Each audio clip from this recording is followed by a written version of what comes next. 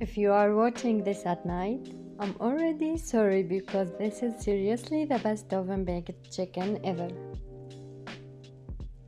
First, let's make the marinade. In a blender add red pepper, curry, mixed spices, ground coriander, ground ginger, onion powder, black pepper, cinnamon, barbecue spices, turmeric, salt, and garlic powder. Then add 2 tablespoons tomato paste, 4 garlic cloves, and 1 cup of oil. Then blend everything together. Slice the potatoes and tomatoes into medium slices.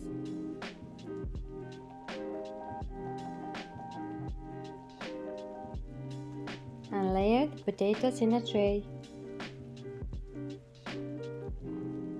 Coat the chicken with the marinade and place it over the potatoes, then add tomatoes and peppers between the chicken pieces.